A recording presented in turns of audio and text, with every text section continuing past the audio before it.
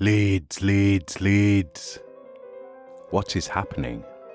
Welcome to Working Hours, a show about a place called Leeds, a time called now, and an activity called work.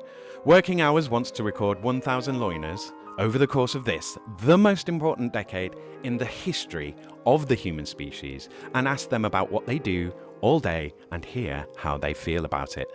My mission is to try to map out what my city, Leeds, a city that has declared a climate emergency, is doing during humanity's biggest emergency. On Working Hours, we hear how loiners have, are, and will be coping with our multiple crises: the global pandemic, Brexit, and of course, the ongoing and accelerating collapsing of capitalism, the state, and the climate through this decade. To do this, I need people like you, dear listener. Most of all, I need people who are in Leeds or who are from Leeds to come on this show and be my guests. So please join me and help me with this mission whenever and however you can. Critically, I will need people like you, dear listener, as financial backers. Please consider supporting or donating to this project. You can do so with a £1 monthly donation via either Patreon or Ko-fi, or you could donate any one-off amount to Working Hours via either Ko-fi or through the LibrePay button on the About page of Western Studios website. Thank you. My name is Simon, and this is all my fault. What did you want to be when you grew up? I find it really hard to remember exactly what I wanted to be when I grew up. I used to love playing soldiers and war. That's what my play seemed to revolve around. But having said that, I did an extraordinary amount of digging as part of that play. We used to dig trenches in woods, and that, playing at that, it was just an interesting way of revealing what you were actually doing. You know, we weren't really playing war. We were organising some really down in the woods activity, you know. It's like earth moving. Earth moving, yeah, right. But also hanging out in the woods. And the other thing, I grew up in the countryside in the Midlands, and there was a river about a mile and a half away from where I was living, and discovering that you could walk to the river, and that the farmland sort of fell away on the riverbanks. There was a certain commonality to it. So we used to go down there and just hang out. There was a little island that we'd found out a way of wading across to the island. And so there was that as well, which, the sense of kind of untouchability, being able to get away and be on this little space. Which is, I'm not really answering your question very well, but then I don't really think I had a sense of wanting to be anything when I grew up. In the end, I got into acting through discovering something I felt good at when I was at school. And in the absence of any better idea, I think, I got a training at drama college. Okay. And worked as an actor. I put in about 20 years in theatre. Yeah. So I guess I wanted to be that when I grew up, you know. But I just sort of didn't seem to grow up. Yeah, I mean, there's a similarity there with the, playing army to playing anything. Yeah. I mean, it sounds very idyllic as well. Yeah. Totally, it was. Yeah, I mean, I didn't appreciate it at the time, especially when I was a teenager. I found it boring. Yeah, really stultifying, and I wanted to get to the city as soon as I could, which I did as soon as they, left the back door open. Basically, I left at age 16. So did you go to London for the acting then? Is that how you managed to get the work? First, I moved to Cardiff, where I ended up going to college as well. But shortly after I finished college, I went to London and stayed there for 20 years. You're listening to Series 3, Episode 43, and to my guest, Joe James. This is another in-person interview recorded on the 25th of November 2022 at Mill Hill Chapel in Leeds City Square. Hello, loves. Joe James is minister to the congregation of Mill Hill Chapel on City Square in the centre of Leeds. Mill Hill is a Unitarian chapel with a congregation that was first formed in 1672. There have been 350 years continuity of rational dissenting worship in Mill Hill. Joe is interested in what happens next when, as a culture, we acknowledge that although we've abandoned God, we haven't found peace or freedom or anything really worthwhile to take that space. Joe thinks industrial culture is mechanistic and domineering, and as a result, it is in very serious trouble, but senses reality isn't like that. Reality flows and is endlessly creative, endlessly loving. Joe previously worked in the theatre and learned a lot from the creative strategies of artists at the edge of their industry. He was an atheist before discovering Unitarianism, then started learning about the liberal Christianity of his grandparents' generation, and is learning to recover some of the living links with the resources that have sustained folks for many, many generations. Joe helps to create community groups and works alongside all sorts of people, putting on bands, growing food, and encouraging new things to happen. Unitarianism is a wisdom tradition which seeks to approach the sacred in participation and worship. Unitarians recognize that the spiritual life cannot be precisely defined, but should aim to be inclusive and compassionate. Nourished by the deep springs of Abrahamic tradition, they value other religious and spiritual traditions, as well as scientific and secular sources. Unitarianism acknowledges the role of reason and the scientific method in developing a greater understanding of the real world, and also recognizes that materialistic rationalism cannot hold all the answers to the great questions of life. Unitarians cherish the spiritual resources of our religious inheritance, the inspired contribution of the arts, and human ways of being that are compassionate, generous, considerate, and gracious, seeing in them evidence of the divine spark which exists in all life. We recorded this in the vestry, and it's quite noisy, which I think adds texture to this chat. I have left a couple of real-time gaps in this interview. I don't normally do that, but again, I think it adds to this discussion. Plus, it also gives you a sense of how much time people can actually take to respond to these questions. When the pauses come, don't panic, stay in them. If you would like to know more about the chapel, go to millhill.org. I would love to have more faith workers on the show from any and all faiths. I really enjoyed recording at Mill Hill, and I would love to record in other spiritual locations where that is appropriate. I'm not here to boost any particular faith, but I am interested in its role in work and the role of work in faith. Anyway, let's crack on with this episode of Working Hours with Joe James. So what is it that you do now then? I'm the minister of Mill Hill Chapel in the city centre here, and I've been here since 2014, so I've just clocked up the 8th year in post. That was this November. So yeah, that's what I do. That's what I am. It's another strangeness, actually, going from working in the theatre where your job is also your identity. You know, as an actor, you're this kind of thing in people's minds, and maybe also in your own to some extent.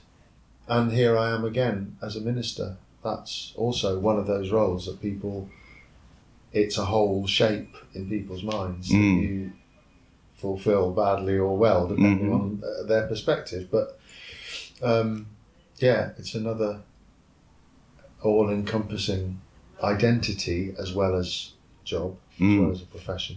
And you kind of are on a stage with a spotlight and give performances to a degree. Yeah, there's a massive overlap, and I've often wondered how much work there has really been done to look at the connection between church and theatre.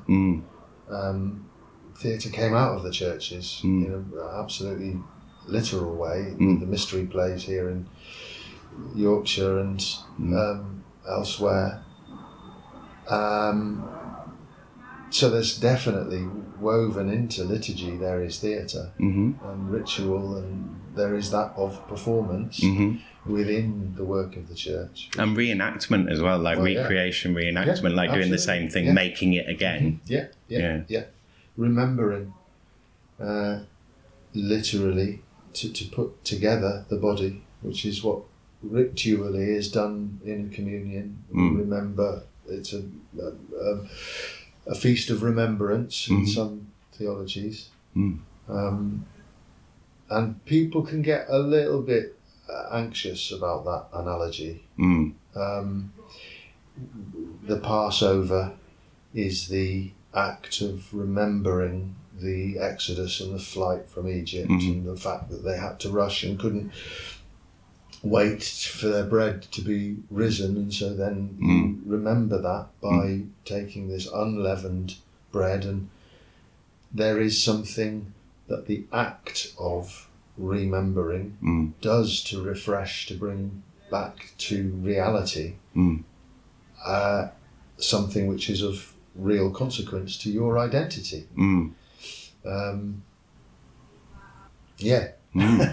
Okay, well, I'm sure we'll go further into all of these things as we go. So I'll go on to the next question, which is, how did you get into it? So what was your journey then from the stage to the chapel? While I was working in London, I would take a commute to work. I was living in Brixton and working on the South Bank. So my route to work would take me past a little Unitarian chapel set back off the road, on Effra Road. And I knew a little bit about Unitarianism because my family are Welsh, from West Wales, where there was a little enclave of Unitarian churches, which really helped to keep the Welsh language alive. It's a little known fact, but it's the Unitarian tradition, being a radical tradition, speaking Welsh enabled that community to retain both its sense of otherness and separateness, but also its own tradition, its own stand. So I knew about Undod Iaidd in Wales, and wondered what that really meant. What is Unitarian? How does it play out in the modern day, not in Wales, So I found myself going in one Sunday to find out. And bear in mind, that was me as an atheist. I would have self-professed to be. A humanist, I might have said, or an agnostic, I might have said to my religious friends, But I went in and sat at the back and listened to it and found it strangely compelling, and started going more frequently. And I have to admit, I don't think I understood at that time what was being said. I felt, there's that image of St. Francis preaching to the birds, isn't there? I don't know if you can picture it, the image of him, and there's a tree branch with 5 little birds listening to him preach. I felt like one of those birds, for all it meant to me. I might as well have been a bird, because it was, but nevertheless, that it was somehow compelling and different and in a way strange.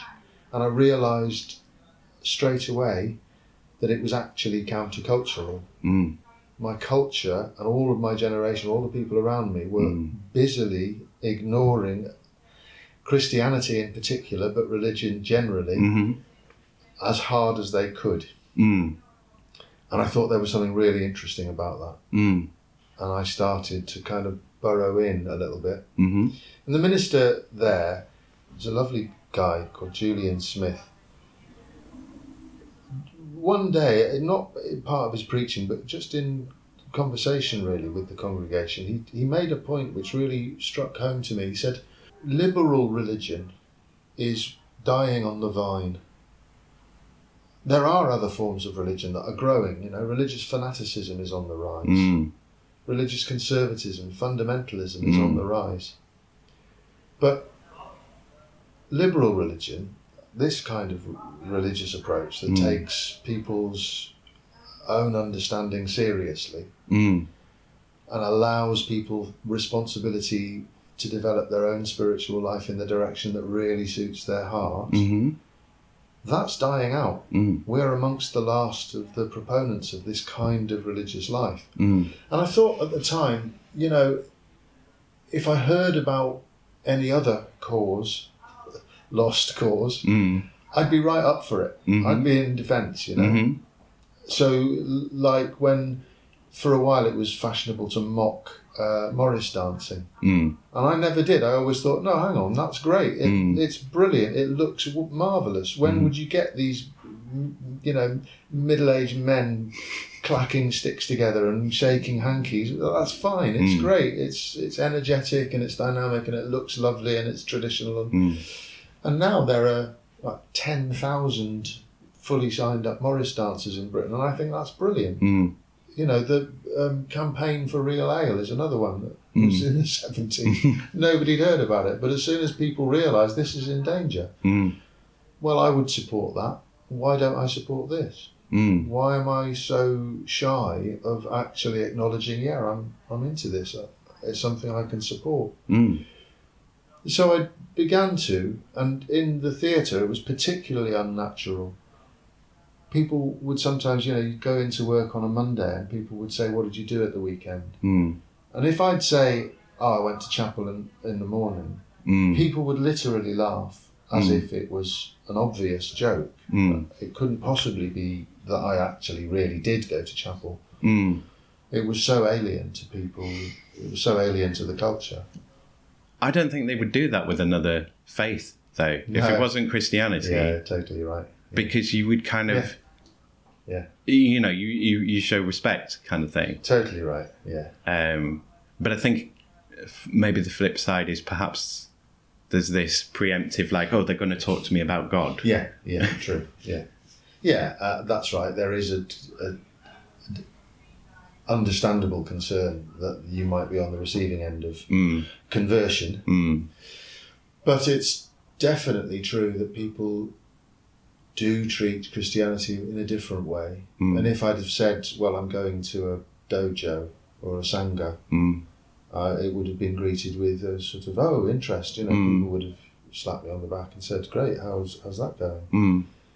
You can admit to meditating, but you can't admit to prayer. Yeah. It's really interesting. Yeah.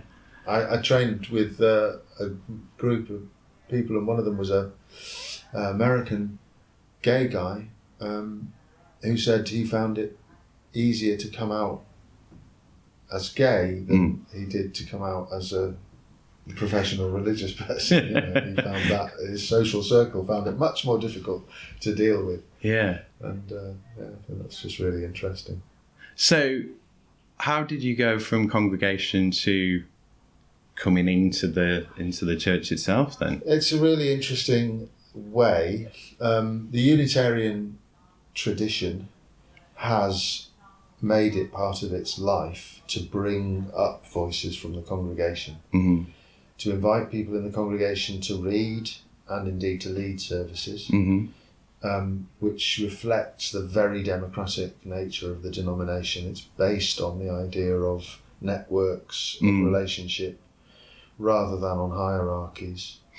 Am I right in thinking that aren't you looking at the commonalities between faiths? Is that right?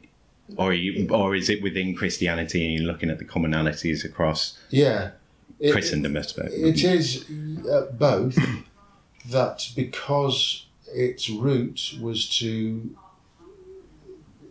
look very carefully at Scripture and understand the church as a tradition, it led to an ability to look outside the church and begin to see that other faiths also have a right to their truth claims and a right for those truth claims to be taken seriously.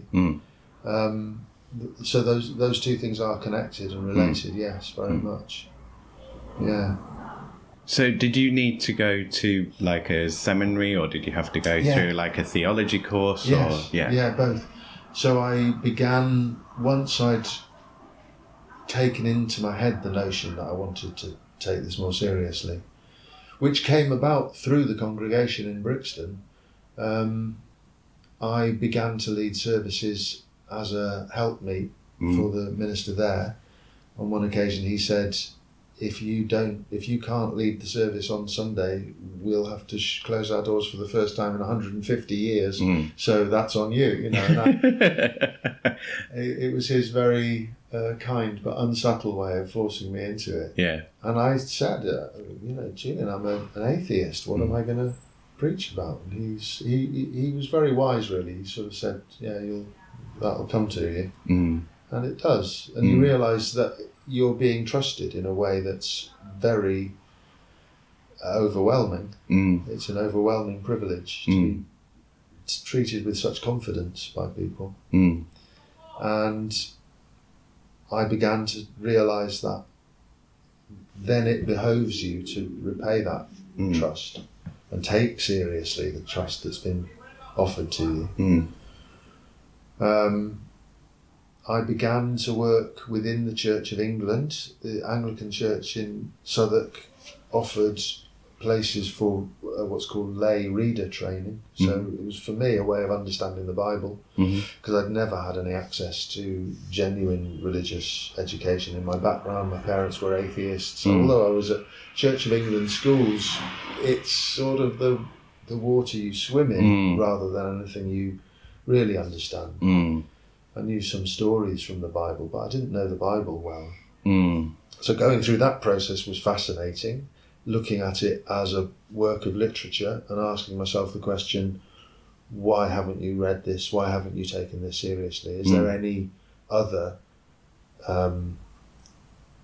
resource of literature that is this influential that you've simply not looked at? You know, you can read Shakespeare and it's absolutely full of references to and thoughts about the Bible. But for 20 years I didn't really think it was necessary to look at the Bible itself, which is fascinating, you know.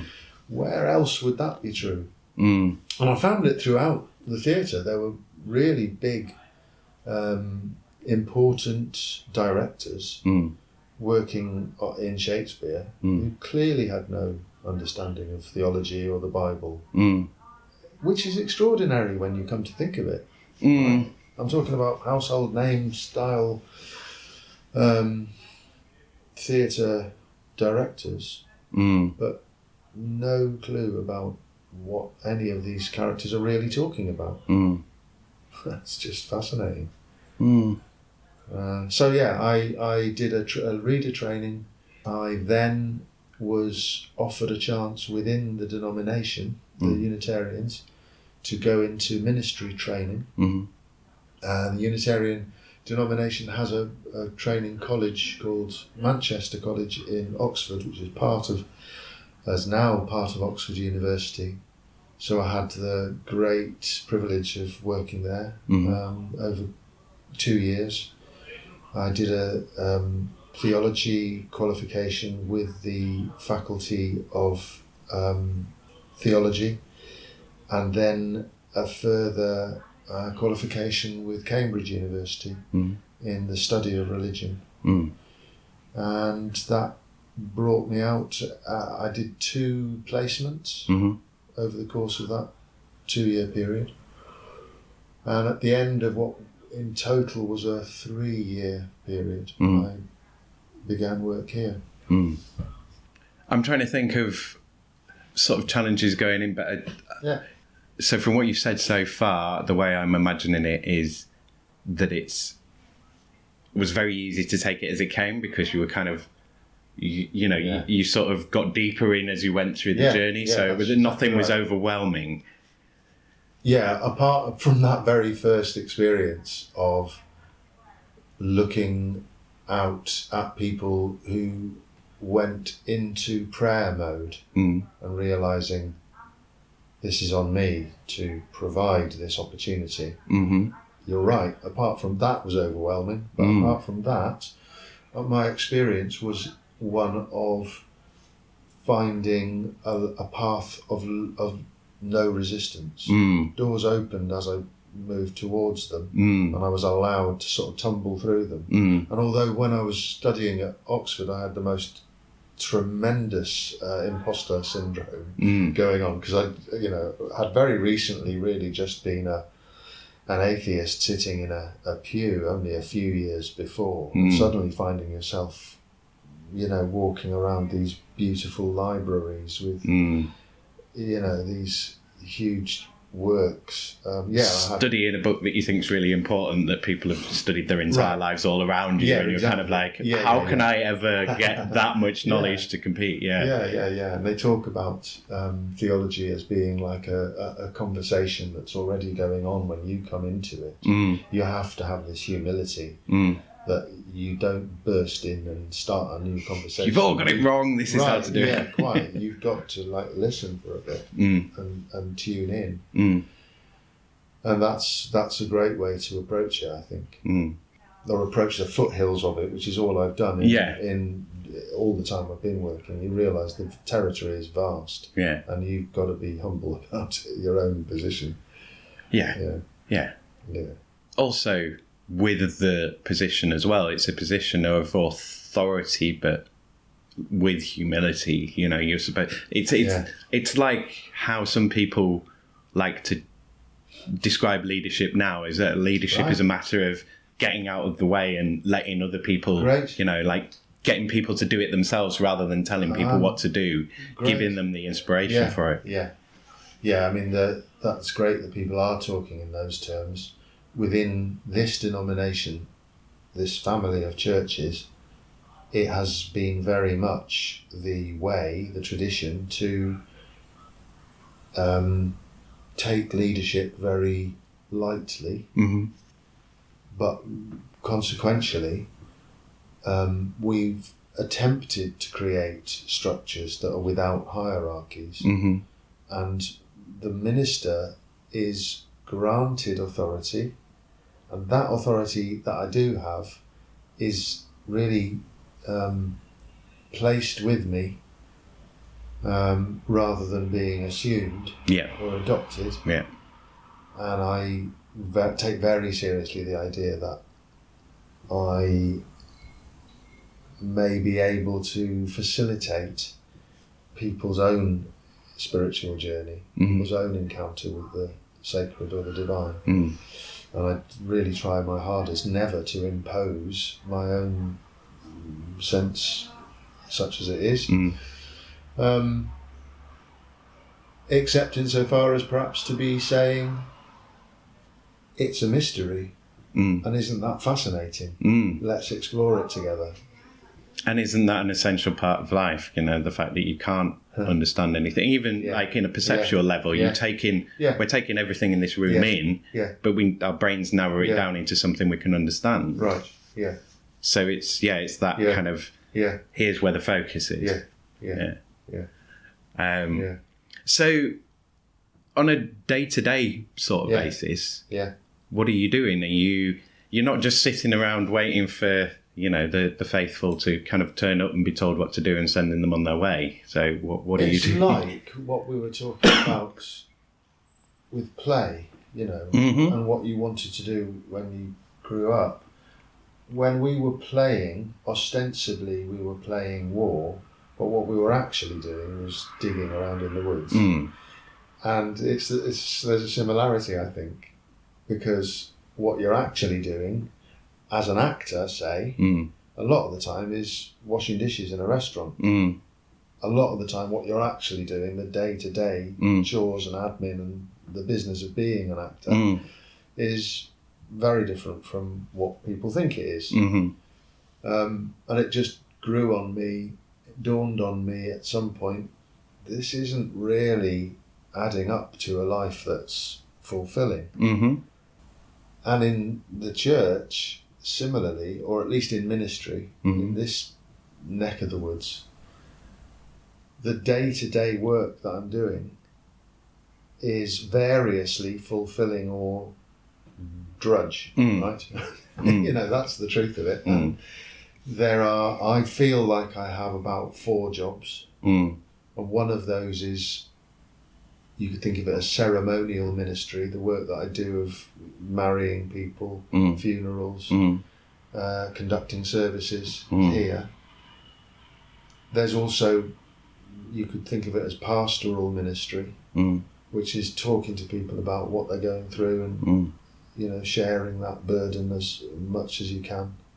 A kind of counselling role. And then there's events management and you know, doing the work of the church in the public sphere. And then there's the management of a large, very old space and a congregation. The actual management that's required to do that is another job. So there's all of those different things that occupy variously bits of my time. And the thing that I want to hold at the centre of it all is the offering to people to facilitate their journey and to facilitate an exploration of this extraordinary mystery. But I find that it keeps on getting edged out by the other things that I have to be doing. You know. Yeah. That's very job-like, though, isn't it? It's like, I'm here supposed to be doing this thing, but I keep getting distracted from the thing by all these other things. Of course it is, and I'd love to be in the luxury position of just saying, well, I'm going to sit in this lovely vestry and read theology and create my service for the week to come or whatever, but I never get the chance, and I usually writing services on the hoof at the end of the week, you know, on Sunday morning sometimes, because that's the way the cookie crumbles.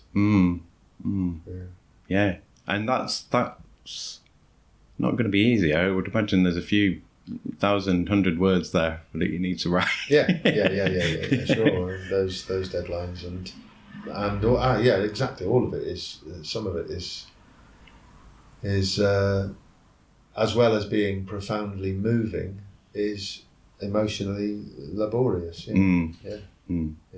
There's two things I want to look at here. Yeah. So I think it very much sounds from what you've said that it, you know, you would describe this as a vocation. It is a vocational role, and it sounds like literally God spoke to you and you were drawn in. Like, some ways, that's right. I mean, were you looking for a vocation, or did you know you were looking for a vocation? I didn't know I was looking for a vocation. I thought I had one. Yeah. You know, honestly, I thought I was right in the middle of my vocation. I was just extremely frustrated that vocation wasn't so accessible to me. But I felt like I was in a vocation until it emerged and dawned on me gradually over a period of time that I was much, much more interested in this mystery, in this sense of something other, something greater, something more than, that we weren't seemingly interested to tap into in our culture. And it baffled me. You know, if you've got an inkling, just an inkling that there's something other, something greater, wouldn't you be fascinated to find out what and how and try and get to it in some way and help others to get to it in some way? And doesn't it seem immediately obvious as well that, you know, rather than being the end all and be all, you are part of something, you know, like there are generations that came before you, you're so part of that ongoing.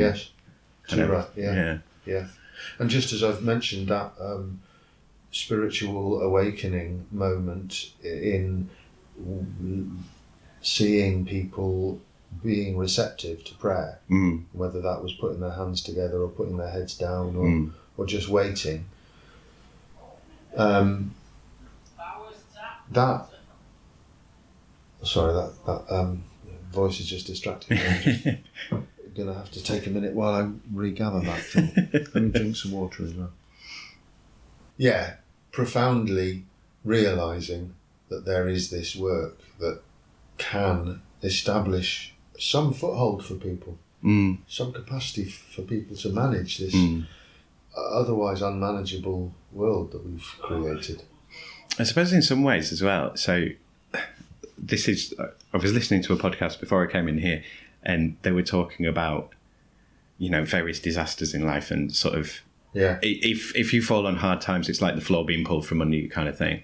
I suppose you're there to a degree to provide a floor. It's like, oh, everything else has gone wrong, but this is still here. We've still got you kind of thing. Do you think that's fair? Yeah. Yes, I think so in lots of ways. And I think there's also another element of it, which is recognizing that the floor might have been an illusion. Mm. And actually, how are we going to feel about, can we be okay with having no floor? Mm. Can we live through it? Mm. Can we experience this and be with it? Mm.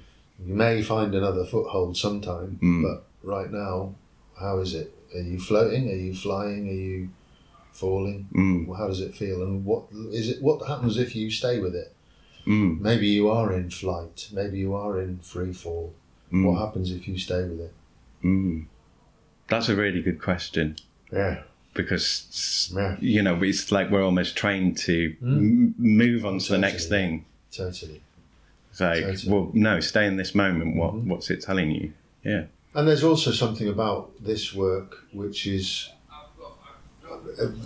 I feel called to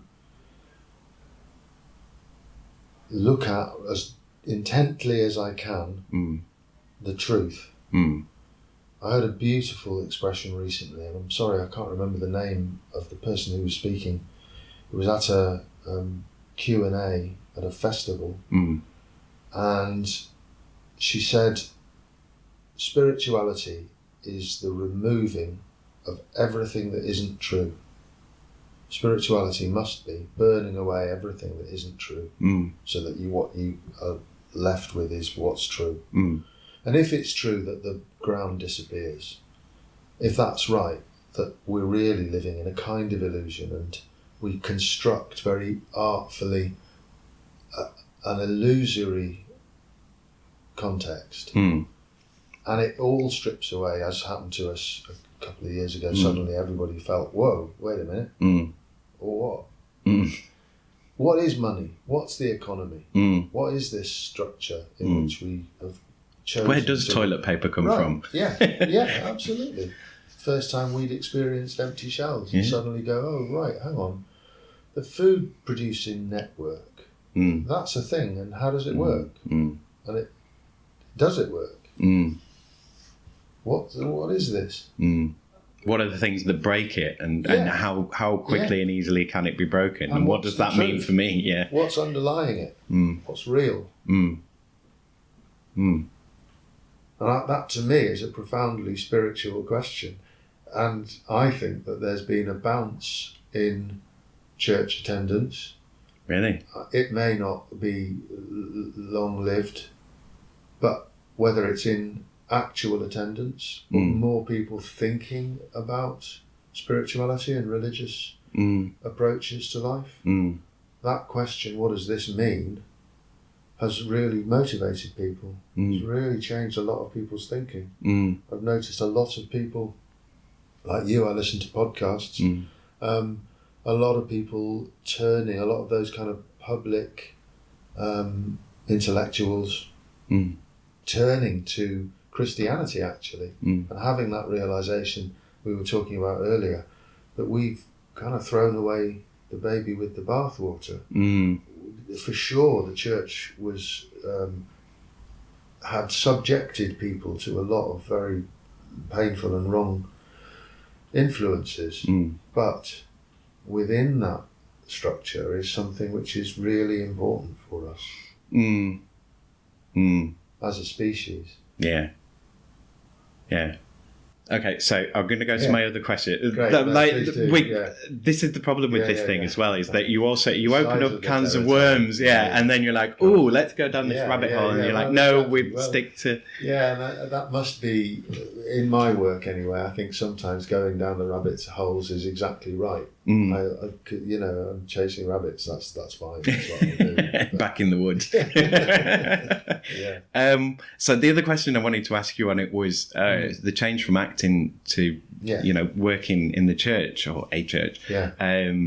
Was that a change in suddenly having regular income? Was that just like, I don't need to worry about sort of gig working and things like that, or was that not a major change for you?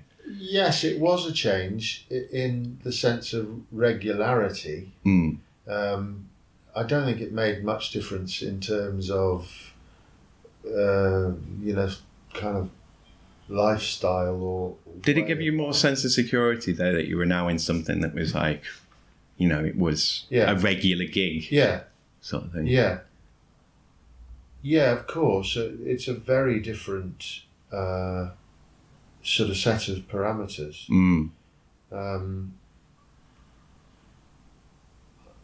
Yeah. Having said that, I mean, oddly enough, there isn't a massive amount of job security. And I don't know whether this is something that's, to the point, but clergy in Britain operate under a particular rubric that they're not employed. Right. And there've been these really fascinating if you're a legal nerd, fascinating legal cases about how to classify clergy. Are they employees?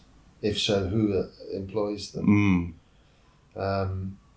What's come out in the end is the sort of workaround, which is that clergy are appointed officers of the church. They're paid a stipend, not a wage. And that, really should have very little significance. It's a workaround. But in my particular denomination, the minister is called by the congregation. That sense that I spoke about of realising that I had this trust that I was being given is exactly how it works in this denomination. In real life, you're called by a congregation who appoint you to the ministry and offer you the opportunity to lead the congregation in prayer, in worship, to represent the congregation. But that calling is also in their gift to withdraw. So, I always have to have a working majority within our annual general meetings. Otherwise, it would be, right, thanks, that's you done. So in some ways, it's no more, in fact, even less job security.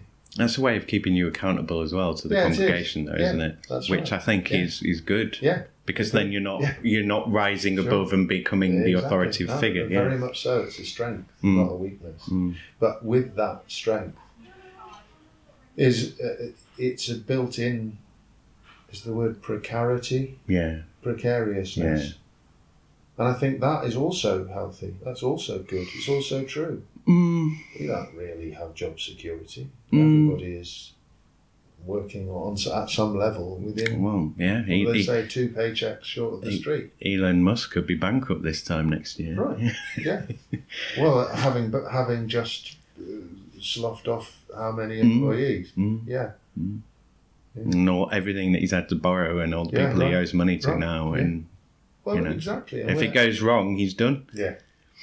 Our consciousness, I think, more than ever since COVID, has been of a system which is really a kind of fiction. Economics, we have to acknowledge, is invented. It's made up. Money is made up. We're making it up. Quantitative easing is another word, I think, for making some more money up. Printing money. Yeah. Right. So when we start to establish these things, then everything's pretty precarious. I don't think it's a really interesting question, but I actually don't think I am any more secure in my feelings now. Yeah. I'm glad I asked. We'll move into some of the other questions, and I think, as I say, more things will come out as we go through. So we'll start with COVID, which is what I normally start with on these. So I want to basically kind of go through your lockdown experience. So I want you to think about when the main lockdown happened, where were you kind of at? Did it mean you were working all the hours or none of the hours? Like, which way did it go for you? And then how over time it kind of changed your work for you? Well, I mentioned that I feel like I work 4 jobs at once within this job.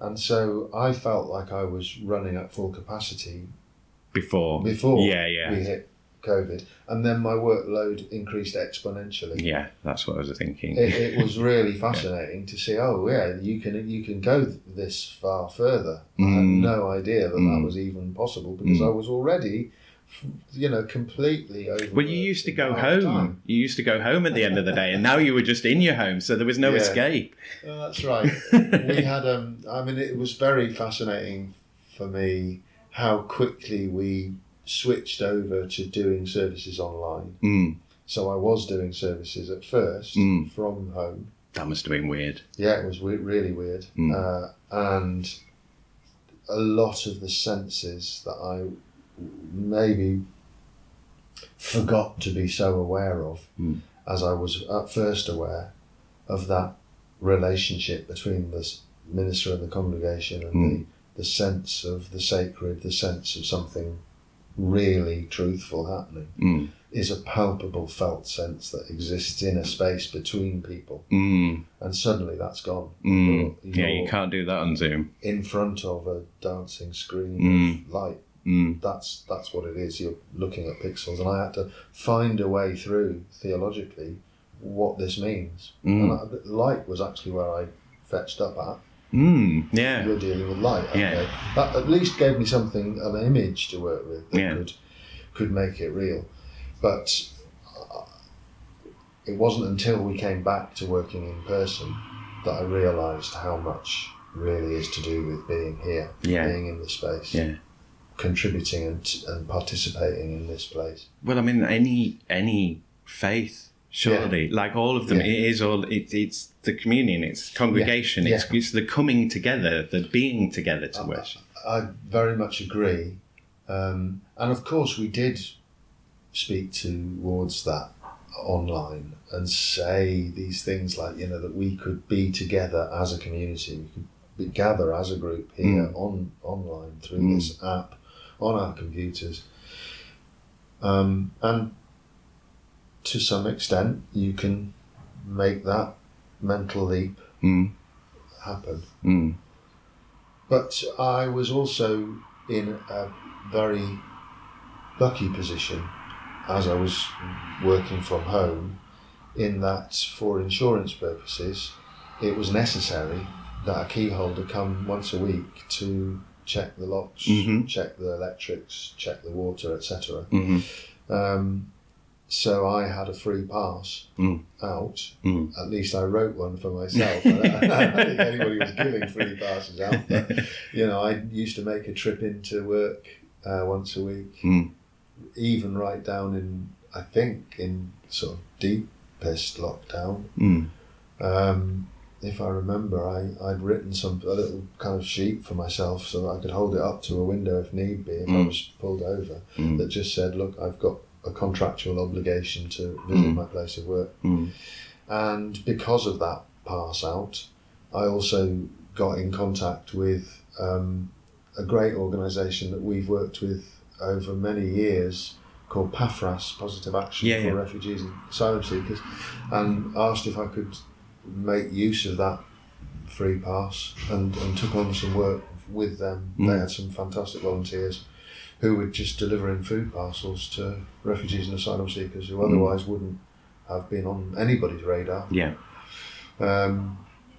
So I would do that as well, just put into that round trip, between Hare Hills and here.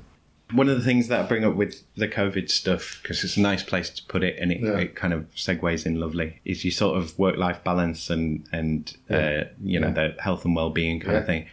Like, how did you? I suppose it's difficult for you as well, and it's vocational as well. Can you switch off? Do you switch off? Do you ever get a moment? No, I find it very difficult to create the separation, which I know would be more healthy if I did have an off switch and a place which was where I was able to completely put it to one side. But I find even with the intention of treating my days off seriously and giving my family the respect and love that they deserve, of attending to my children and my wife as wholeheartedly as I would wish to. But you can't stop emails coming in, and you can't ignore a distress signal if somebody sends you a text that says, you know, I'm really struggling here, whatever, or you know, variations on that theme. So yeah, there is no real way of isolating yourself, cutting yourself off from the work. Yeah, God doesn't have office hours. No, right. And I mean, even though I put that on a footer on my emails, you know, I try to. I don't put that on the footer, but I mean, I do say, look, I'm going to be here Tuesday through Friday and Sunday. I'll try and get to your email in that period. The truth is, I'm sometimes still sitting up at stupid o'clock, responding to things, and there's always that little bit of extra thing that you haven't attended to during the day that you meant to, that you can pick up at midnight, you know. How do you keep yourself in check then? How do you monitor yourself in terms of am I stressing too much about this? Have I got too involved? Do I need to take a step back? Sure, can you do that? Sometimes things are really stressful.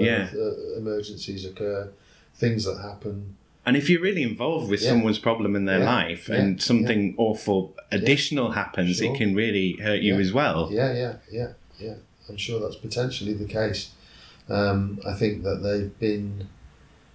I've been very exceptionally lucky that I've not had to endure any, kind of extreme outcome of that pressure. Are you very good at rationalising things as well, though, for yourself? Are you quite good at kind of going, right, I can put this over there and I can, this I need to process and deal with? I think on a rational level, I think I am. But then... the emotions operate underneath, yeah. And you wonder why you're still awake at 4 o'clock in the morning. You're telling yourself one story of I'm fine, but then you're pacing up and down the room. Yeah. And I had a period where I suddenly became aware of an adrenaline sensation. At first I wasn't aware of what it was. It took me a long time to figure it out. Actually, I thought it was a COVID symptom at first. I had a sensation of being in motion, sort of like a rush. And I worked out finally, with the help of my GP, that I was just, I had too much adrenaline going through my system, and I was not. My body wasn't becoming aware that it had stopped. So it's kind of like you were panicking. Yeah, your body was panicking, but your mind... My mind was going, no, everything's fine. Yeah. My body was going, Hello? Yeah, right. Yeah, that's got to be really, really difficult one. I suppose you've got to take it just day by day, case by case of Yeah. I mean, do you check in with yourself quite regularly? I suppose... I'm learning to. Because do you get to pray much? Yeah. Well, I'm learning to realise that.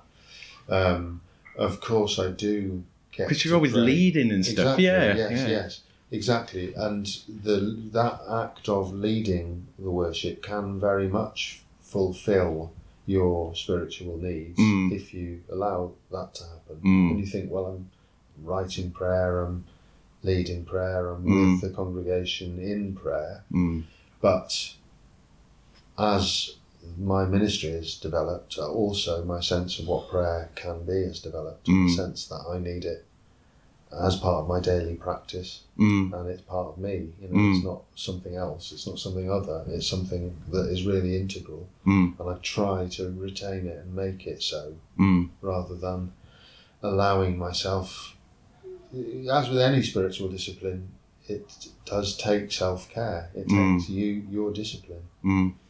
And how you find that, maybe sometimes remembering that it's self-care. Okay. We'll go to social media next. Yeah. Take us in a slightly different direction. Yeah, well, it's a fascinating area for me. So the reason I ask about this is because more and more people, they either, if you're working in a bar and the owner of the bar's right, we're doing a social media video, you're all lining up to do this, that, and the other. Right. It's becoming more and more part of people's work, whether they want it to be or not. And with the fall of the printing industry, we've all, we all know all these different fonts now, Yeah. and everyone's becoming filmmakers and photographers and content creators. Yeah. So do you have to do much social media work in your line of work? Yes. And do you feel that the amount of time that you have to put into any social media that you do you feel that that's a good use of your time? Does it return that time investment for you? Or is it just kind of something you feel you have to do? Or do you have to do it? Yeah. I've come and gone with it. In the earliest days of my ministry, I thought, this is just great, isn't it? What a brilliant tool. How wonderful I don't have to hand out leaflets or, get into all of those old ways of alerting people to the possibility that where might be for them. That's what the job is.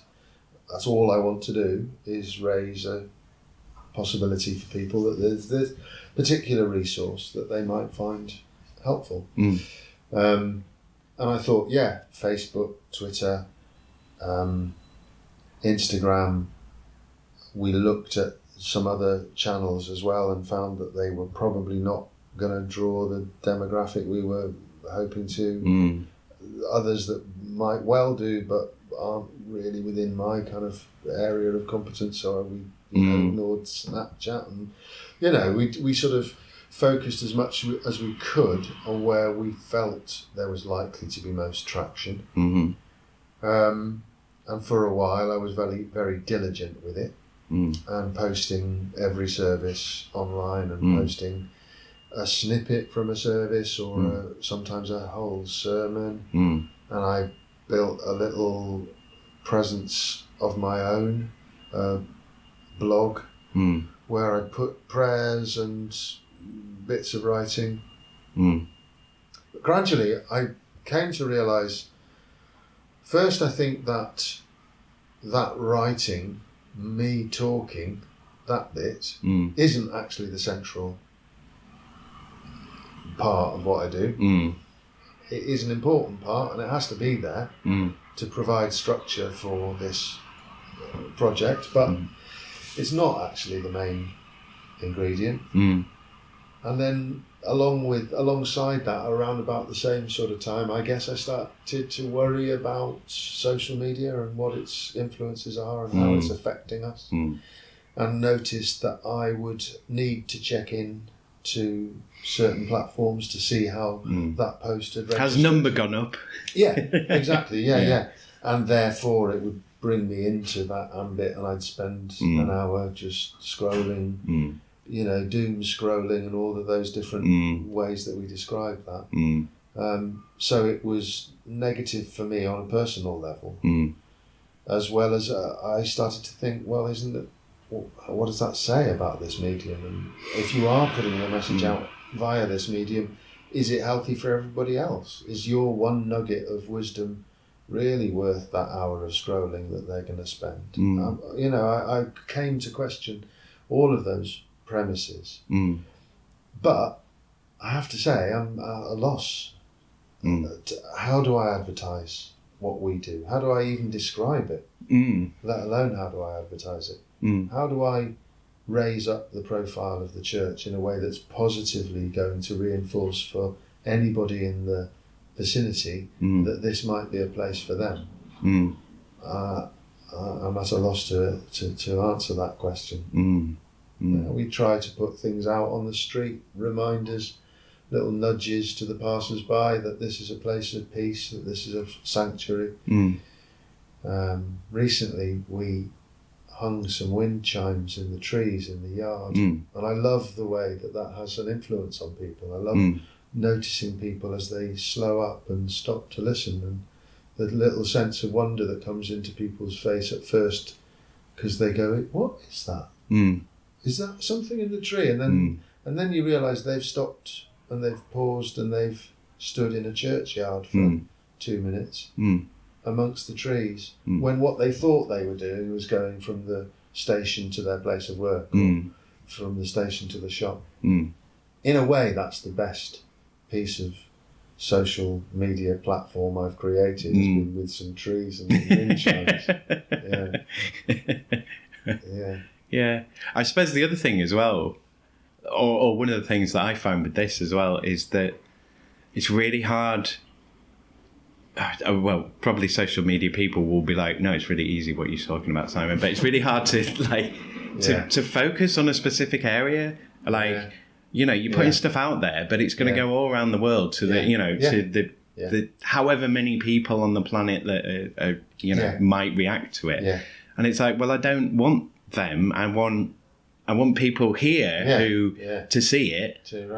Because someone that's in Bali, I don't know why I'm using Bali all the time, but someone in Bali is not going to come to the church here. Yes. They might eventually, but, that's not what you want. Well, we've had some interesting things where through social media, through being online, especially having services online, and also we had a well-being group, which we were running, not as a religious group, but as a completely therapeutic depression recovery group. We were getting people from Malaysia, America. I think that was as far flung, but also from here in Britain, from Norwich and from Scotland. And that's fascinating. But ultimately, as you say, that those people weren't here and aren't able to really continue the project that we have got here.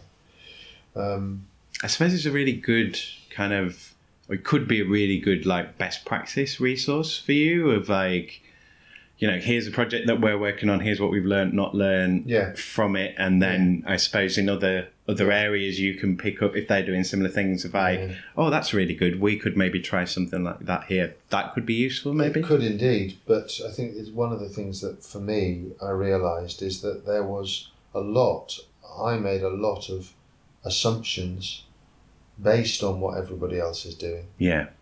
A lot of assumptions about the value of carrying everything on film and putting things out on social media and YouTubing or broadcasting our services. And actually, you know what? If you put a service online, what you're really doing is reinforcing the fact that you missed it.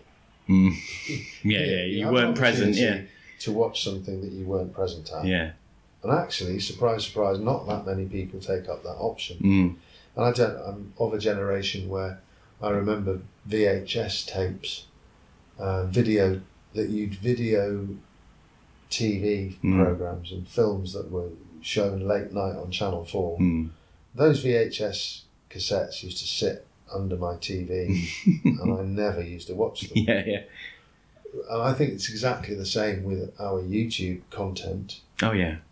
I don't think people are really fascinated to see what I said on the 19th of November 2021, and fair play to them. And people that are saving things, or this is a really good handy tip of something, save it to the phone, never look at it again. Oh, for sure. Absolutely, yeah. So I did come to question the real productivity of a lot of that work. And I'm not a public intellectual. I'd love to be, but I'm not. I do something else. And even the work of those people who are in that job, I think a lot of their hits are momentary scroll-bys. And, a million people watching 30 seconds of a TED Talk, I don't think it amounts to much in the great scheme of things. So I do have a scepticism around how valuable it is. I'm still doing stuff on social media. I've got a member of the congregation who is brilliant, who runs our Twitter as a self-perpetuating kind of curiosity corner. She's brilliant. She throws up some wonderful historical glimpses and clips of stuff, and I just love that. I use it myself in a slightly more focused way. I will put up announcements and intentions, and I do the same on Facebook every week, or if I remember to, I put up something saying what we're doing this week and how's it. You might be able to participate. And we've got a website which we likewise try to make as inclusive as possible and give as good an account of ourselves as we can. But I think it comes with a lot of reservations from me. Yeah. Well, it's a difficult one for you, as you've said. Yeah. A lot of our focus is on inclusivity, on trying to make this offer as open as possible. And so there is definitely an element in there that you rightly describe as best practice. It does offer people an opportunity to be in community with us. So we've kept to broadcasting our services. Twice a week I plug in and get things going and roll it, you know. So, and we still have some folk who prefer to access that way, and I'm very happy for that to continue. Are you part of the warm spaces as well? We're not actually. No. I'm interested in watching how that goes, how that develops. I've got colleagues who are in sort of different geographical locations that I think make it easier for them to offer that space. But I must say I have it's one of those boundary things. I just wonder how you make the boundary when it comes to be time to clear everyone out. And I know that's inevitable, and libraries will have that sense at the end of a day when they're having to rattle keys and there's somebody who's sitting at a table who's going to be cold. So I have that concern about it and what it's papering over, what it's not revealing. Yeah, well, it's like, we've got this solution. It's like, well, why don't you solve the problem rather than make up a solution that doesn't go halfway and towards that solution is going to be problematic in all sorts of ways. And it's like, all right, you've created some warm spaces for people. What happens at night when it's cold? Colder? Yeah, exactly. And so we are doing as much as we can open activities for people who can benefit from those activities. So we have a weekly refugees, asylum seekers conversation group, which is an absolutely fantastic project that operates as a resource for some of the most precarious people in Leeds, people with no access to any public resources whatsoever. And we part subsidise their activities, and indeed also raise funding for bus tickets for them, for people who literally otherwise wouldn't be able to attend.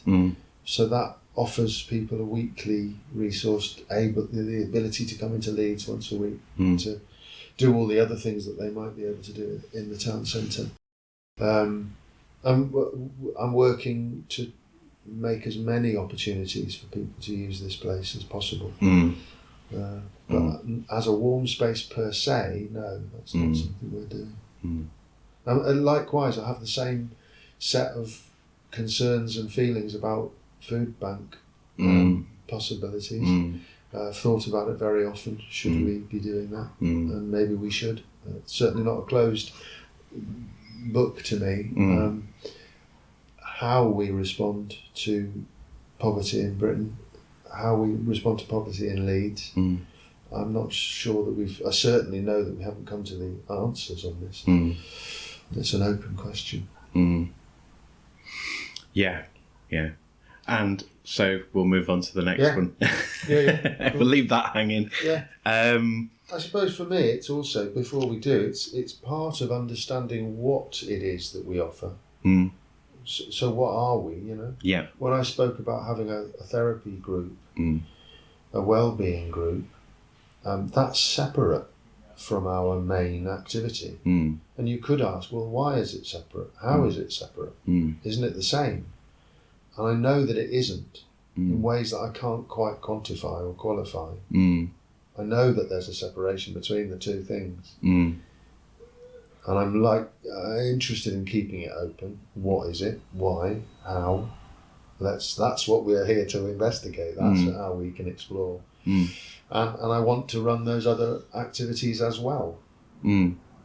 But keeping clear about our main focus and purpose is also important. Yeah. Oh, it's key, I think. Yeah.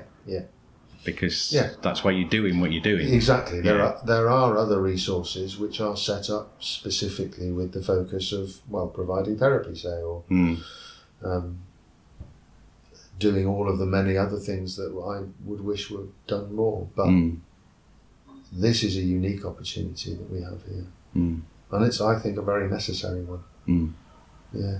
It's important to remain focused on how valuable it is and how valid it is, even though our context and our culture is doing its utmost to prove the opposite, to say it's not valid. And I very often say that we're right in between the financial district and the retail zone, and that's a place. There's somewhere in between those places that is neither one or the other. We've got our own ground here. It's good to try and make sure that that's a real possibility for people. There is something else.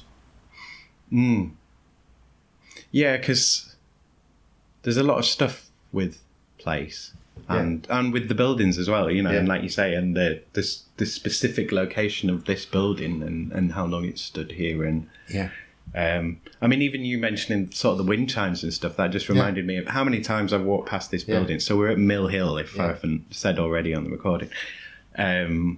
Walk past the place and there'll be posters or whatever or lights on, and like I generally always notice it whenever I walk by. But yeah, like I said, this is the first time I've ever been in. Yes, as so many people in Leeds say to me, when we can have the doors open, I do, and it's great that people come in when the sudden possibility arises. But so many times people will say, I've been here past here so many times, I've never been in before. And it's always great to show people how lovely it is, but I wish it was possible to kind of be more open and more inclusive. I wish it was possible that we were on people's mental picture of what the possibilities are, that this is a place that's for them, that it could be a place you come to. Because you don't have to be of the denomination, do you? No, with Unitarian, it's just the doors open. Yeah.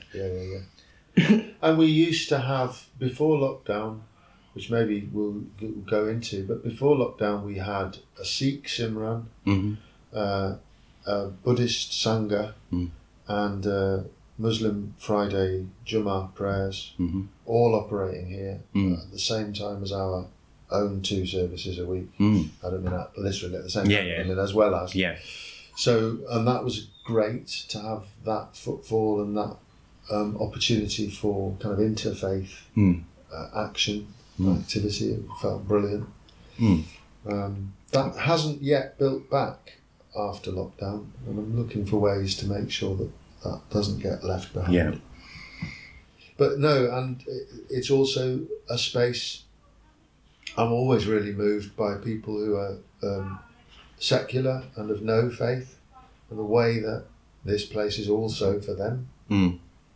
People who come in and say how beautiful it is, how beautiful it feels, and you realise that people are tapping into something, even if they feel they're not religious, they're not moved by theology or metaphysics. They can still get something which goes beyond just being a lovely looking thing. There's something else that everybody can recognise. That's another one that's, has potentiality. So I'm going to move to the next question. So we'll do Brexit. So we have now Brexited. Has it made any difference to your work? So I would imagine your answer on this will be more congregation based than on your day to day. I think that a big part of my ministry has been influenced by Brexit. I moved here to Leeds in 2014 when I took up this post. And in 2015, the news media was feeding us a daily routine of stories of the terrible neglect of people at the European borders. And I think that the intention of the media, or at least some parts of the media, was to scare people into feeling that there was in the disgraceful rhetoric of the time, an invasion, or is that the disgraceful rhetoric of this time? Actually, it's still the rhetoric, and it's still disgraceful that there's a swarm or a tidal wave of migrants and all that. And for us, what that did was focus our need to do something to help, to support migrants and refugees, people who are flying from terrible regimes. But as a culture, we're in large part responsible for. We've created a global mess. So it seemed to us we should do something about it, and we began a project that continues to this day.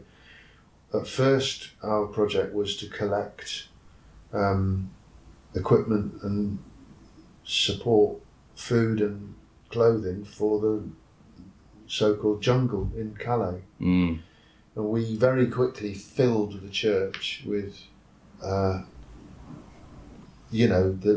kind of throwaway items of our culture, and began shipping stuff to Calais before realising that it was really unwieldy and didn't work, and there are people who are set up to do that much better than we could possibly do it as volunteers. And we went through a lot. We did a lot of work, and I'm really grateful for the support of Leeds Council at that point, who gifted us a warehouse to work from. And the volunteer group from that project have continued and gone on, but we've now parted company, partly because I think the response was not really ours to make, and it for all sorts of reasons, there were things that were going awry. I don't think it worked particularly well. It worked better when we were connected directly with the distribution warehouse in Calais, but even then I think there were problems with it as a model. So we shifted and switched over to an in-house gathering for people already here, offering the Refugees Asylum Seekers Conversation Club on a Thursday is a resource which aims to help people learning English through the medium of conversation. So it's got an emphasis on making space for fun. There are games, there's an opportunity to eat together, to share, that quintessentially English ritual of a cup of tea and a biscuit. But the emphasis is on fun, on creating a space that is different from the typical environment that people might routinely face, which is very regimented and, take a ticket and take a seat and wait for a bell and then go to an interview or whatever. We're trying to make something that's genuinely collegial and fun and respectful, and attempts human. Human, and attempts to recognise the dignity and worth of the people who are in this precarious situation. Recognise it's a person and not a number. Exactly. And so that is a project that's very dear to my heart, and it's run by some fantastic volunteers, some of whom are members of the congregation, but most of whom are people from Leeds who recognise us that this is a good place to be and a good thing to try and do. But all of that came out of that pre-Brexit media exposure, and it had a counter-reaction as well. Street kitchens that unfolded in City Square and on our premises also came out of that, and actually, just like our attempt to create provisions for the jungle in Calais, our attempt to assist with those street kitchens was also something which in the end we had to step away from and move away from because the model didn't work. Well, I think so this is an aside, but I think part of the problem is that it's this idea that you can do something remotely. It's this idea that you can oversee something with a map and a document on the other side of the world, and you know what conditions on the ground are. You don't. No. The people that know are the people that are there, and they're the ones that should be the ones that are saying, this is what we need. This is what needs to happen, and it should come that way. But as we've said before, I mean, I agree with you, yes, but also, as we've said, trying to deal with a symptom is ultimately doomed in two ways. It won't succeed in solving the problem at any level, any deep level. And it may make things worse. It may inadvertently exacerbate the situation or create new problems, a whole set of new problems. Problems that you haven't foreseen. And that's something we've got to be really mindful of. And the answer, I'm sure, and as you've said, is for it to happen right here with the groundswell, the undertow of opinion and change that comes when people act where they are.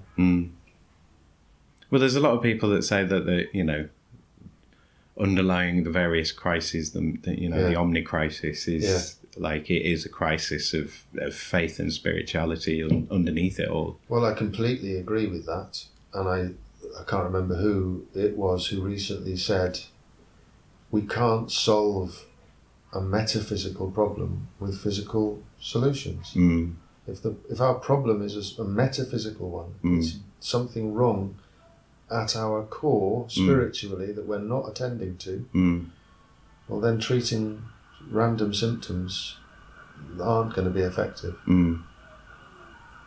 Very true. And as I experienced with my stress, the body told me something that I wasn't ready to hear. But ultimately I had to listen. Well, this is like for me with climate change, there's a whole bunch of people within the commentariat who are just like, oh, well, we can either solve it with our indomitable will or by just saying it's not happening. And it's like, physics doesn't work like that. Thermodynamics don't work like that. You can't will a kettle to stop boiling once you've set it boiling. It's... Yeah, no, I think that's really important to remember, though, that as well as denialism, I think it's equally dangerous to imagine that we can just, stamp our feet and say, well, I wish it would to be otherwise, and change it because, and imagine that we can just carry on doing everything else we're doing. No, that isn't going to work either. I do think that it's a metaphysical problem, and I pray that we have time to attend to it.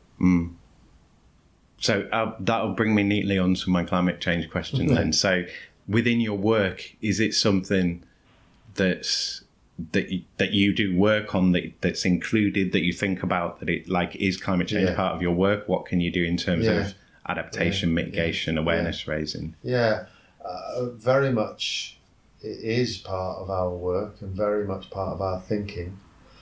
Part of that thinking is all connected with this question about treating the symptoms without attending to the cause and looking properly at the idea that this is a metaphysical problem and our role therefore may be really important. It could be a massive thing that we attend to and we assist with. In terms of those little gestures that we try to make, of course we're trying to make those kind of gestures and recycling wherever we can and keeping our heating to a minimum, as you may have noticed.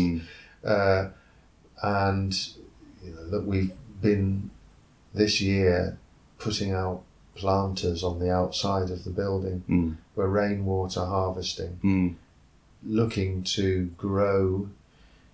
I love the idea of the medieval garden around a church would always be a herbarium, that you would find treatment for ailments and ingredients for cookery around the church. So I'm trying to replicate that in our little way, and it's a small thing. It's actually, we were talking earlier about social media, it's my pinned tweet is about this little thing that we've done. It's not going to change the world, but it's what we're doing. It's a little thing. Yeah, it might be part of it though. The small things make a big difference. Yeah. And look, all of these things are complex, aren't they? And I'm trying to avoid, what would you say, sort of message or, kind of gesture. Yeah. Rather than action. Yeah.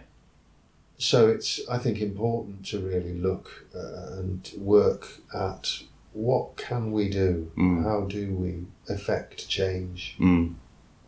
I think it's more and more, I've been saying, I think the key thing now is it's peer networks. It's the change is going to come from peers, and it's from behaviour being modelled.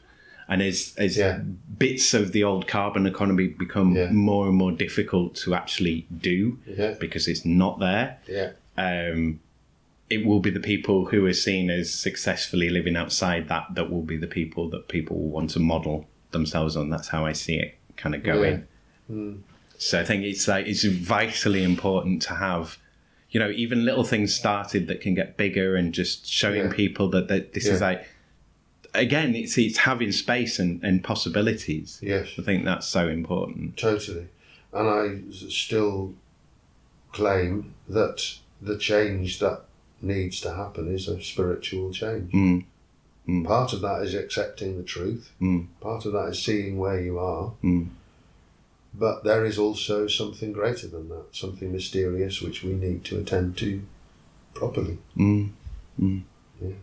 I mean, even within the focus of the individual, like the sovereign individual, it's like, well, but where do you come into being then? Like, at what point is it your birth? Is it, like, is it conception? Is it when you're about 7 or 8 years old and you've actually started to develop a personality and a sense of self and so on? Like, what, and then even that, well, 7 years later, you're 14, you can still remember 7. Add another 7 years on that, you can't remember it anymore. The limits of the self is absolutely properly a metaphysical question. And it's also something which I believe we're overlooking in our current set of answers to creating social change and mitigating climate change. We've created a story that you or I can change some of our consumer habits. Yeah.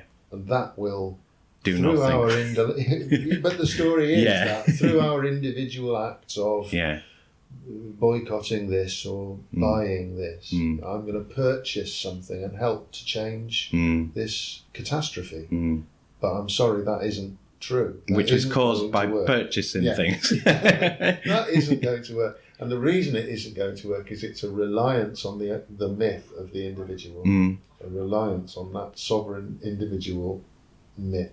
It's a story. But it's not even a myth, is it? It's just a lie. Yeah. Well, it is an outright lie. I mean, when they can just, okay, so you boycott one brand, so they buy the other brand,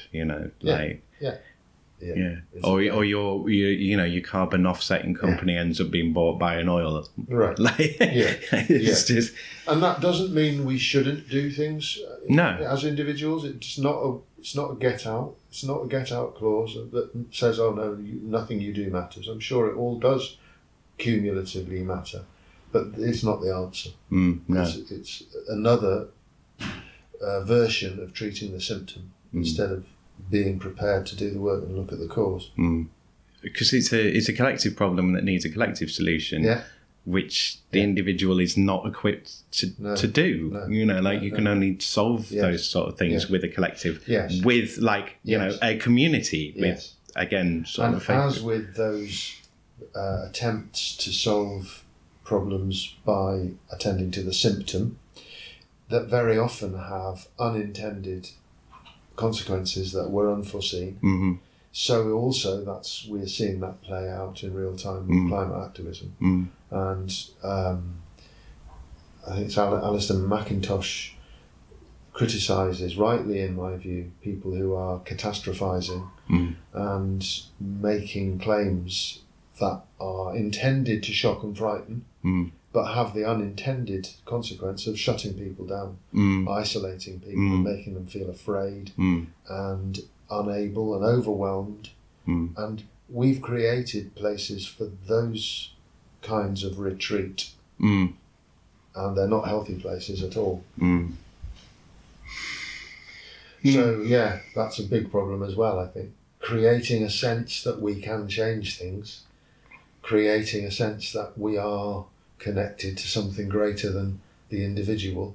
Creating a vision of the future. Creating a vision of the future. Creating a way to get there. We're writing a philosophy for a church here. Very much so. Yeah. Well, you should come. Okay, so Brexit. Well, that was climate change. So I'm wondering whether we should move. Yeah, we should move on because time's ticking on. Sure. So I'll do the UBI question. Yeah. So a question here. It's another way of asking. If money was no object, what would you be doing? But yeah. So if there was a universal basic income, would you still do what you're doing now? If you would still do the same job, would you do it the same way? Would you just be doing less hours? How do you think it would change things for you? That's such an interesting question. I'm not sure that it would significantly change what I do. Because as we've discussed, I feel like the core of what I do is so vast, so endlessly fascinating, so absorbing. There's so much of it. There's so much to do. I can't see it being changed. Do you think it would give you more opportunity to work yourself more? No, I don't know. I mean, on one level, there's a danger of treating this question as though the question is, would more funding help? And obviously, I have to fundraise to do certain projects, and it would be great if I didn't have to.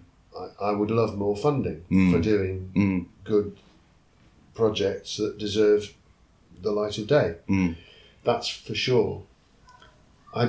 For me, the biggest argument for a universal basic income is the restoration of dignity to people who are currently outcasts. Now, I think of myself, I'm not really in that picture. I'm privileged and I've got a job and a house and a family and all of these good things that our society might wish on everyone. But there are people outside right now who are victims of a society which is in some ways deliberately inflicting a kind of social violence on its outcasts. And it's those people that I think would benefit from universal basic income. That it's the restoration of dignity to those who've had their dignity removed forcibly. Yeah, I mean, it's not a panacea at all, but it would, it's that taking the pressure off and giving people the space, space and possibilities again. And otherwise, why would we work to get somebody a flat as we do? When people around us are in need, we try and help, right? And one of the first ways in which we do is try to get people referrals to the housing system so that they can get that need attended to. Well, the implication here is that we do know ways to solve this pressing problem. We're choosing not to attend to it. And that is leaving people without dignity and without a possibility of clawing their way back out of the pit in which they've found themselves. Now, some people will say they've made that pit themselves. They've gone into contagious activities that are self-harming. But I think that it's the chicken and the egg. People in that terrible plight are making choices that you or I wouldn't make because we don't have to. Well, and as well, they're on, they're on the thick end of it. Yeah. And I think even people who are in more comfortable positions, they can recognise that what comes from, the main central discourse is, we don't like you. Yeah.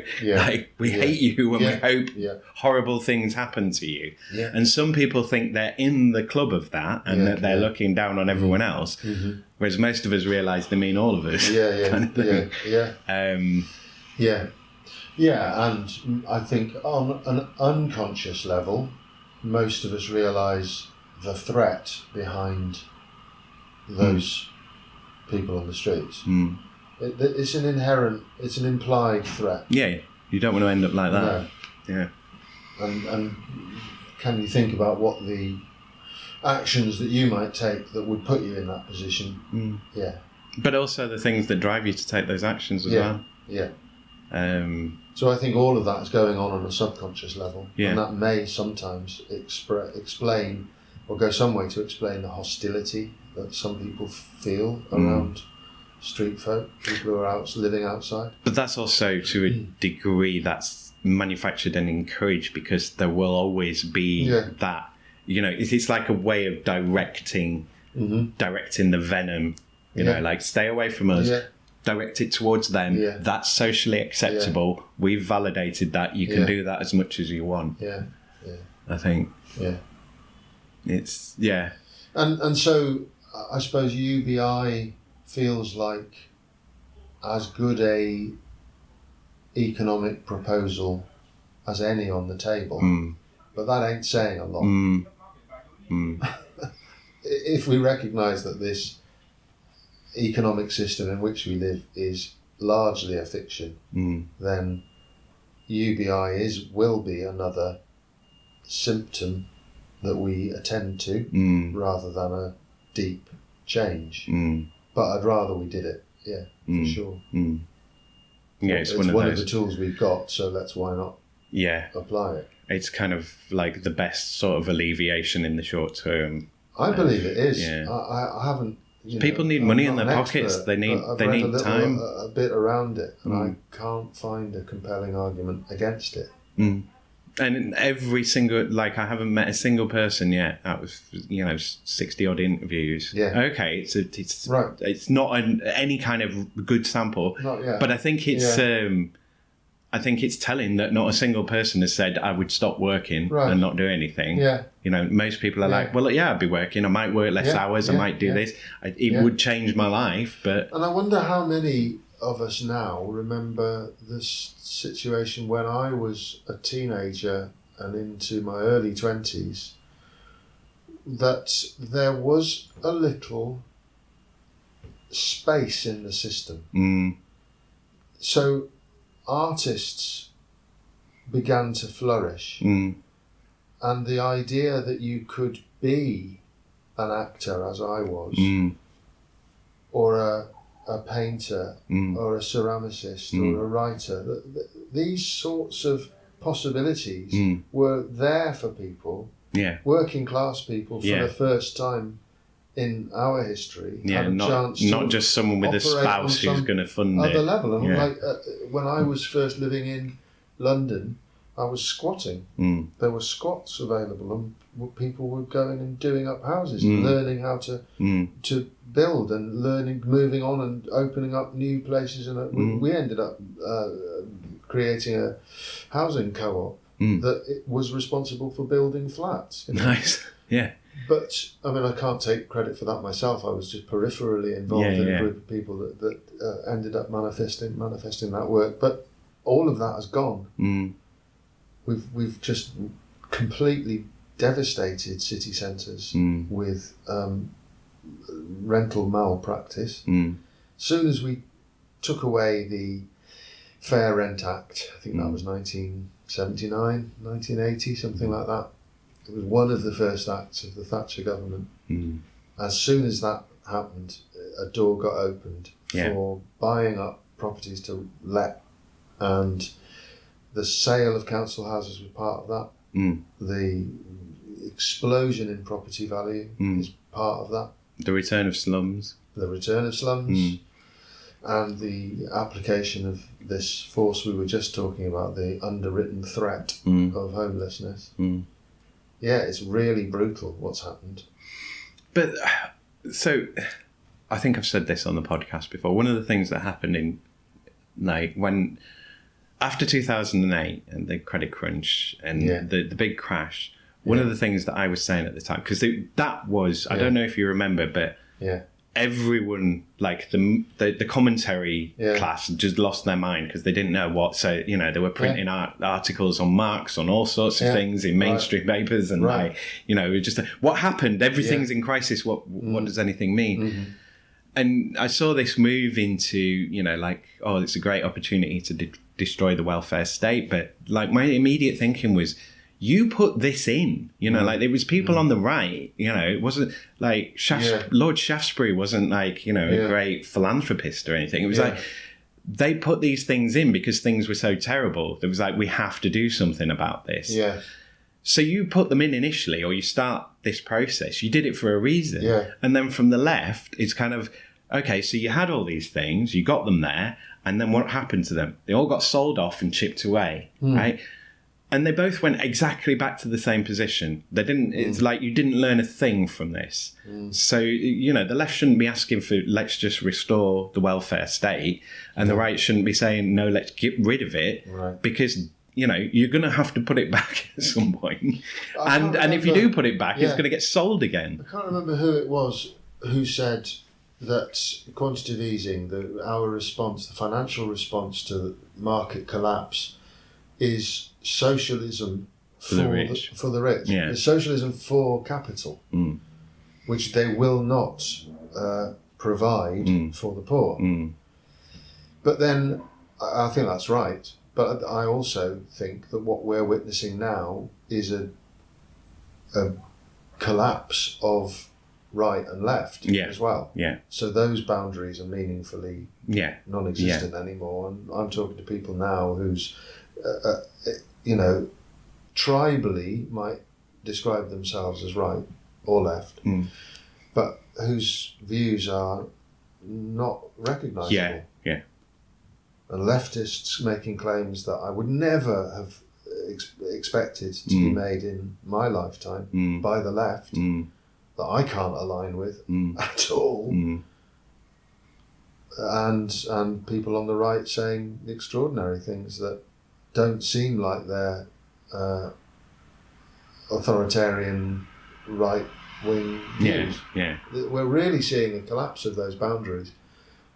So, how much sense it makes now to talk about the left having a voice or a direction of travel, I'm not sure. And it's interesting, isn't it, that the UBI is one of those policies that crosses over. There are some libertarian right-wingers who support it as well. Yeah. Because, I mean, for various devious reasons that let's not go into. But, you know, whether it's for the right reason or not, it's just interesting that it crosses over from one channel to another.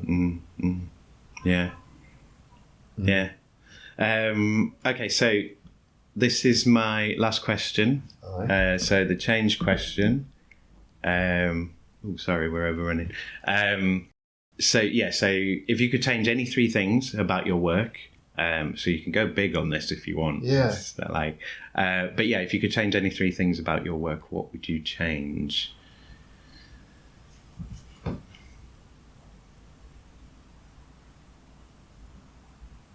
Perhaps the sense that we talked about early on, that Christianity in this country feels like a no-go zone across a whole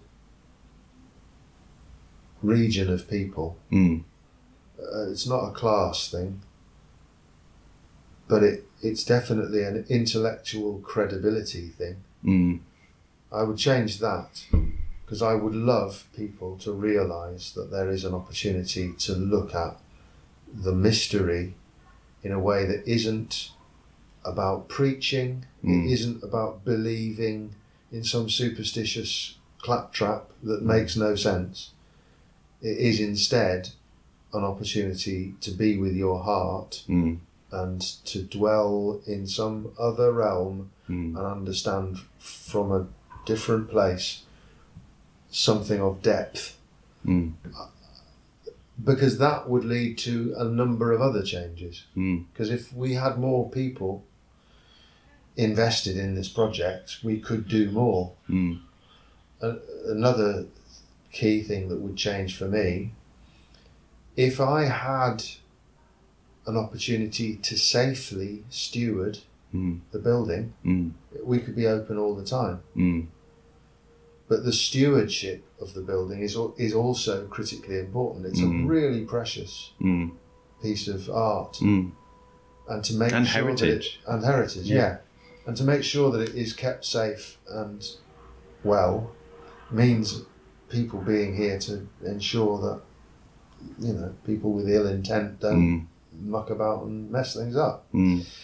That's a tough one, and so that's another thing I'd change, is I'd have more, because if more people knew that this was an opportunity, then we could have the door open. It could be more inclusive of more people. So that I'd change.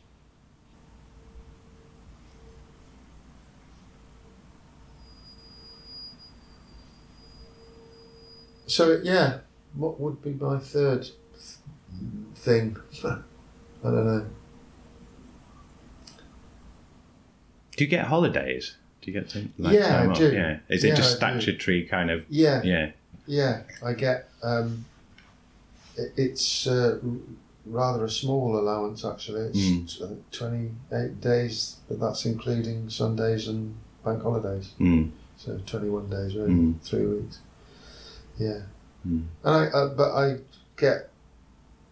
Rather, I'm supposed to have a statutory allowance of 2 days off a week. It doesn't always work out that way. But yeah, I can imagine the holidays are somewhat similar as well. Yeah, they can be. I'm better actually at boundarying my holidays because I've got family, and that is so absorbing, going away. Would it be better as a job share, do you think? Would it be better if there were two of you? It's a really interesting idea. Well, or a team of you. I love the idea of team ministry, and when I started working in this field, and I'd hear about team ministry, I'd think, whoa, that sounds great.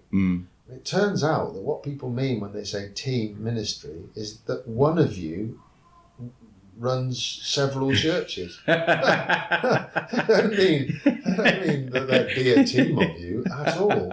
And so, you know, that would be a great third thing to change, to work in a team ministry. And those job areas that I've described, they could have people who are actually expert in the field doing them, instead of me trying my best to do, you know, admin and publicity and all of these things that I'm hopeless at.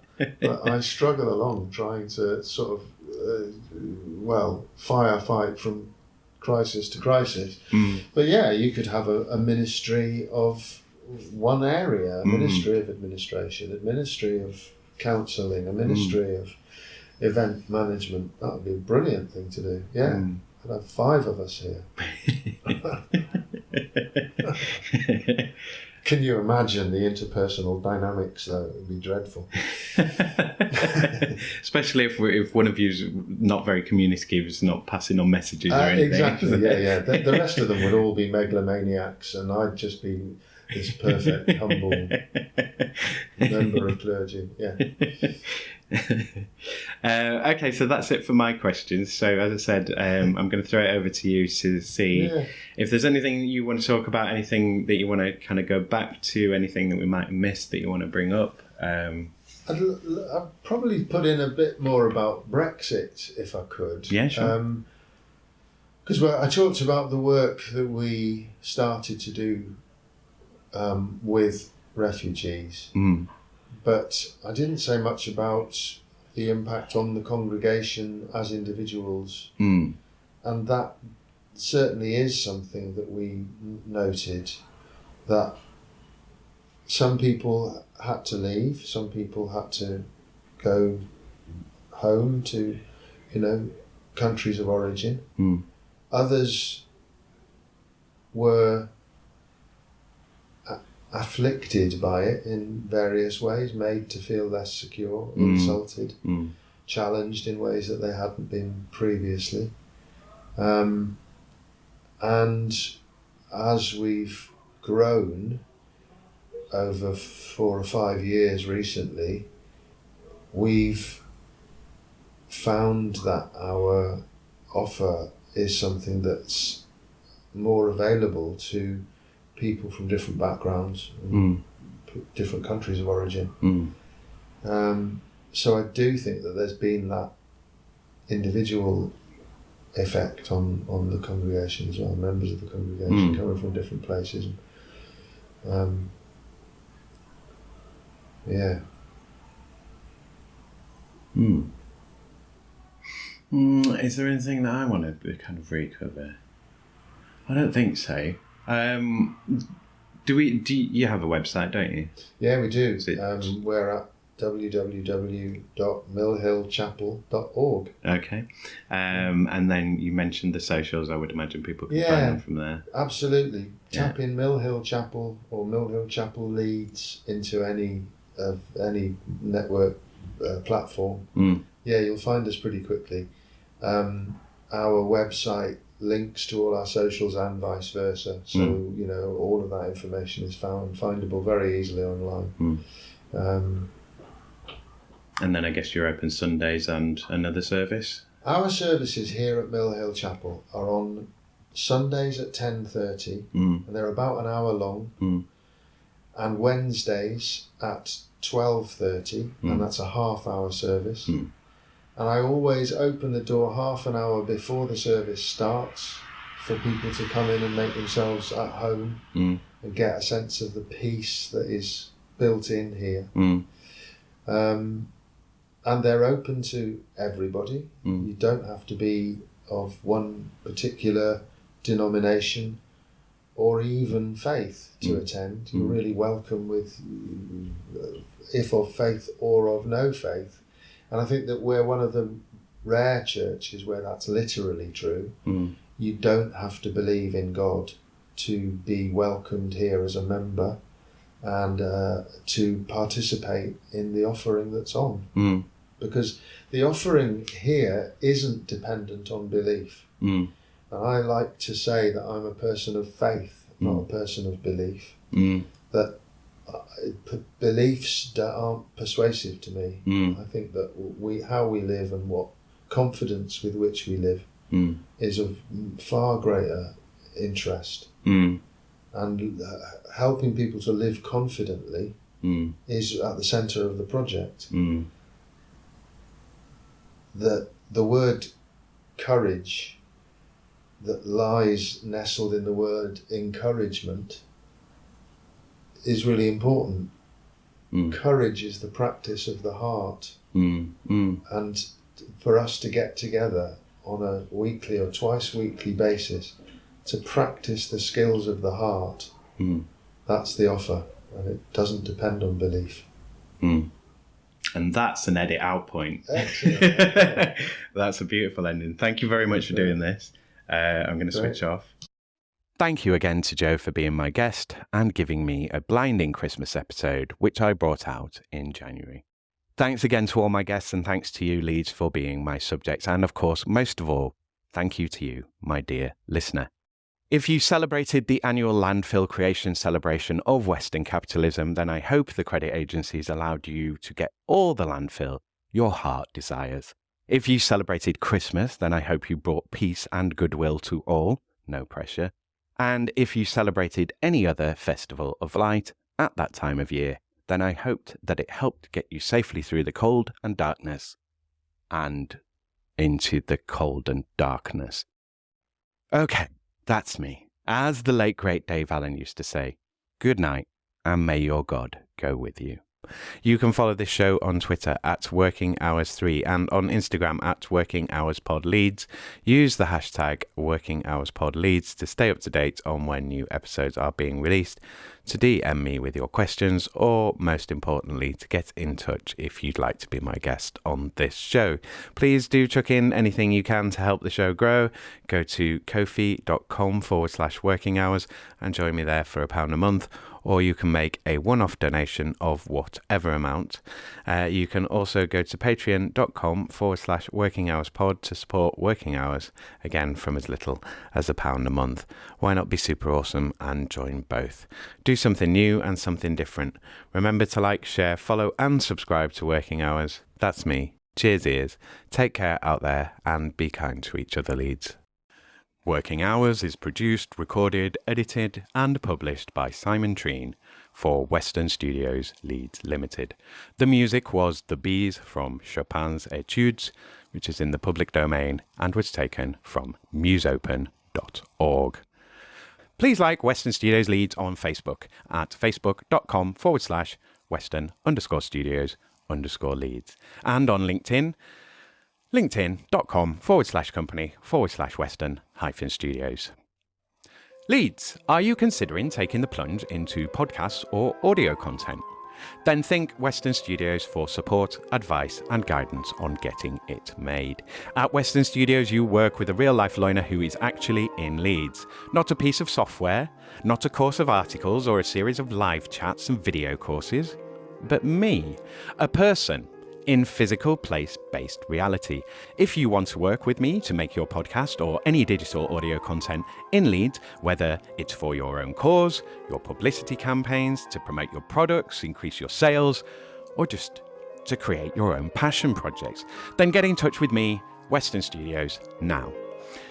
Don't wade through vapid articles and videos and podcasts about how to make podcasts by disembodied virtual people on the web. Get on with making your podcast now, and then when it gets hard and expensive and it all goes wrong, which it will, then call Western Studios to make your podcast with you or even for you. Western Studios will take on your podcast's boring, time-consuming and painful admin, recording, editing, transcription, whatever. Tell me about your podcasting pain points and I can make it all better for you. I feel your pain. For a charge, I will share it. Remember, podcast work is work. Leeds businesses, Leeds campaigns, Leeds brands. Got an inkling that you'd like a podcast but don't know where to start? Contact Western Studios at makemypodcast@western-studios.com and we'll start making your podcast straight away. The first hour of arranged consultation and pre-production time is free. £25 an hour after that for editing, recording, production. I can also arrange hefty discounts for the right projects. So tell me your idea and your budget and I'll tell you what I can do for you. What do you have to lose? Time. That's what. Time is running out. The best time to make a podcast was 10 years ago. The second best time is right now. Writers in Yorkshire, what are you doing with your lives? Hopefully you're writing. Well, I know there are listeners out there who want to hear great original writing performed as audio content that is about and for and has been made in Leeds. How do I know this? Because I'm one of them loiners what wants it. Help me make your old screenplays, unpublished novels, unperformed plays, stories, poems, and performances, whatever you got, baby, and make it as podcast content. Is your work arty, salacious, pulpy, strange? Good. Is it unfinished? Good. I can help you with that too. I can work with you to find actors, musicians, and voiceover artists and quickly realize your projects. I get practice making the shows and you get a finished, performed and published version of your writing. Save yourself the hassle and the headache of making your podcasts on your own by working with me instead.